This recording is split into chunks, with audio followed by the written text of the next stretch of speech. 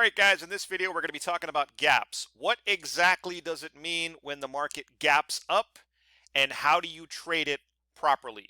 Okay, here's the before, here's the after. Okay, so I'm going to show you how we nailed this exact sell-off right here at the gap open pretty early in the morning session for a nice 300-point winner. Let's do this.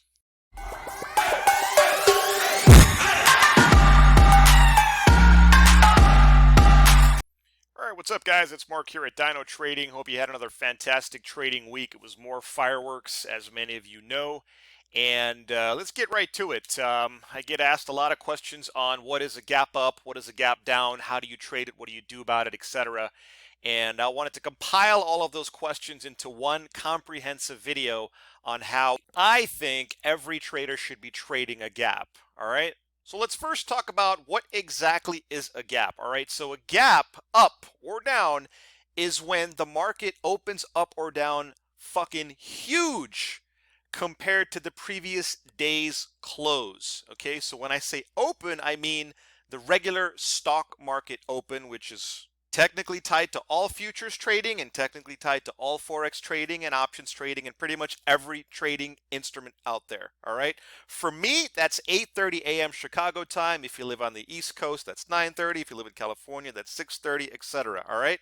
So if you look at this chart, all right, 8:30 is right over here. Okay. And if you look at the previous day's close, it was right over here. You see what I'm saying?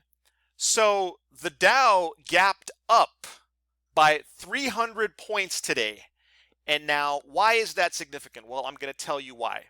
The reason that gaps up and gaps down are so important to technical traders is actually broken up into two reasons. Number one, I think it's kind of obvious that a lot of the guys who bought the market yesterday, who have long positions, and you turn on your computer and you log into your brokerage and you check in your positions, and all of a sudden you're up, you have a profitable position of 300 to 400 points, you're probably going to sell, right? That's the human reaction. That's your psychological reaction, where the first thing you do is you hit that sell button to get out and lock in that massive winner, right? Because as far as you know, the market's over here and you bought it here or better, right? You bought it at this price or under this price, and out of nowhere, it's already up here. So if you look at this Dino bar chart, what you can see is just a little bit after the market opened, boom, we got a big old red sell signal,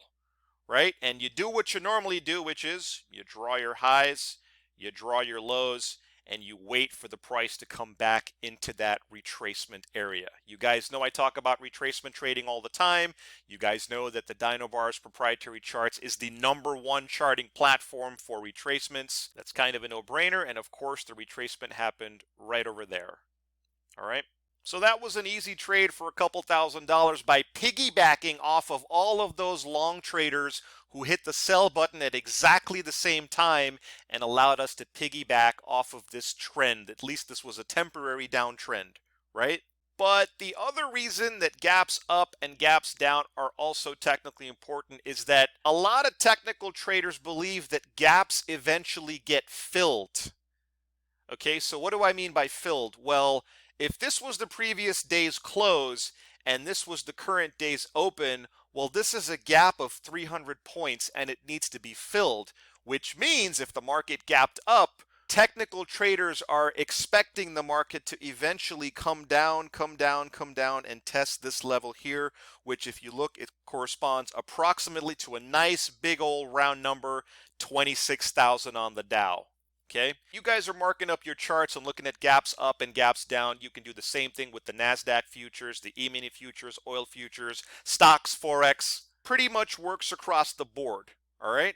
Now, in this particular case, okay, the gap up and the force and the power of the massive uptrend in today's market, which all that means is we had a shit ton more buyers today than we had sellers.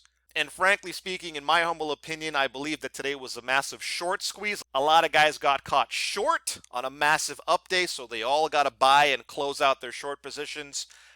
When that happens, you don't always get the gap fill on the very same day, right? Because you can see that even though we got this beautiful short signal, we nailed a nice short downtrend, you can see that we immediately got a green bar. And this time the green bar was so powerful, we didn't even get any retracement, right? It just took off like a fucking rocket ship for another 150, 200 points. What are you going to do? Right? The market's going to do its thing with or without you. All you can hope to do is piggyback and jump on trends. So what's the takeaway from this video, guys? Well, number one, there is nothing more important than the ability to forecast and predict trends, the starting point of trends, like you see right here. You know what I mean? You'll never be able to figure that out on these type of free built-in charting platforms. It's just not possible. You know, I always talk about a separator. There's always going to be a separator that separates retail traders, individual traders from professional traders, Wall Street traders, and prop trading firms. They're not using this crap, right? They're using stuff like this. Because there's value, there's tremendous value in being able to forecast this area right here, which is the beginning of the trend, not the middle of the trend, not the end of the trend, but the beginning of the trend. All right, so that's the first takeaway. If you're serious about day trading, you gotta have price action based charts. There's no two ways about it. The second takeaway is no matter what style of trading you implement, always be conscious of gaps up and gaps down.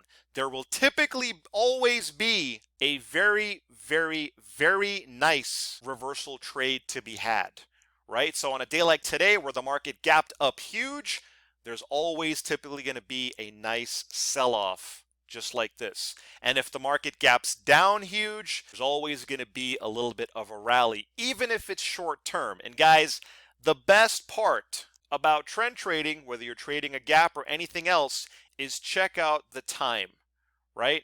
This signal happened at 8:30. We were done with this trade by 10 o'clock in the morning.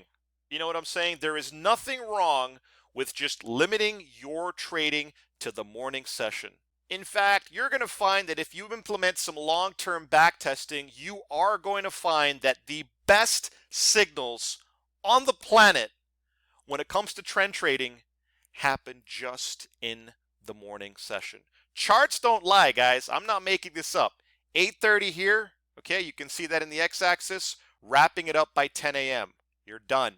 Okay, trade the charts that you see in front of you every single day. Come prepared to work, get your game face on, and be prepared to capitalize on these signals. You have no idea when they're going to come, right? But on a huge gap up day like we saw today, taking this trade right here was kind of like taking candy from a baby, right? Quick and easy trade, 2 hours you're done, couple $1,000 on a few contracts trading the Dow futures. You know what I'm saying? After that, close out your computer, spend the rest of the day doing something else, and come back again tomorrow prepared with your game face on and ready to take signals.